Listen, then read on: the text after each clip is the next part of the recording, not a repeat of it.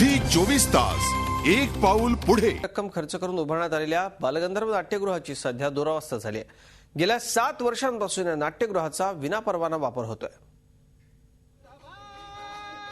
केवळ महाराष्ट्राला नाही तर संपूर्ण देशातल्या नाट्यसृष्टीला पडलेलं सोनेरी स्वप्न म्हणजे बालगंधर्व।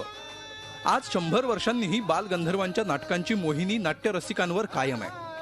या अलौकिक नाट्य जादूगारानं ज्या रंगमंचावर कारकिर्दीचा श्रीगणेशा केला त्याच नाट्य मंदिराची सध्या दुरवस्था झाली आहे। सांगली महापालिकेनं 6 कोटींचा खर्च करून हे 875 आसन क्षमतेचं नाट्यगृह तयार केलंय, पण याची देखभाल करायला महापालिकेला वेळच नाही। नाट्यगृहातला एसी 6 महिन्यांपासून बंद आहे। पंख्याचं वायरिंग गळतीमुळे बंद आहे, त्यामुळे ऐन कार्यक्रमाच्या वेळी शॉर्ट सर्किटचे प्रकार घडतायत। अंतर्गत सजावटीचाही पार बोजवारा उडालाय।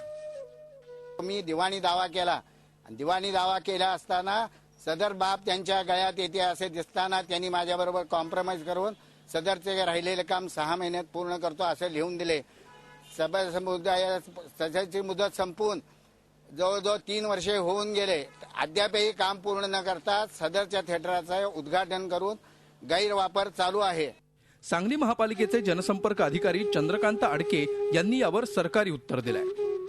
नूतनीकरणानंतर परवानगीचा प्रस्ताव जिल्हाधिकारी कार्यालयाकडे पाठवलाय, पण त्याला अजून मंजुरी मिळालेली नाही। आयोजकांना भाडं परवडत नसल्यामुळे एसी बंद ठेवण्यात आलाय। नाट्यगृहाच्या डागडुजीचा प्रस्ताव बांधकाम खात्याकडे पाठवलाय, अशी सरकारी टेप आडके यांनी वाजवली आहे। तर नाट्यगृहाच्या समोरच्या रस्त्याची उंची वाढल्यामुळे व्हरांड्यात पाणी साचतंय, त्यासाठी व्हरांड्याची उंची वाढवण्यात येईल असं आश्वासन आडके यांनी दिलंय।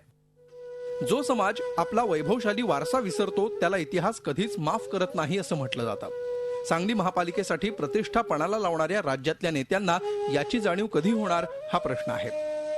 सांगली नाट्यपंढरी तर मिरज संगीत नगरी या नगरीने अनेक दिग्गज कलाकार जन्माला घातले, मात्र याच मिरज नगरीतील बालगंधर्व नाट्यगृहाची दुरावस्था होत चालली आहे। त्या दिग्गज कलाकाराच्या नावानं हे नाट्यगृह आहे, त्याची दुरावस्था होणं म्हणजे हे मिरज नगरीसाठी दुर्दैवच म्हणावं लागेल। व्हिडिओ जर्नलिस्ट आम्ही सोबत रवींद्र कांबळे, झी मीडिया, मिरज। झी 24 तास एक पाऊल पुढे।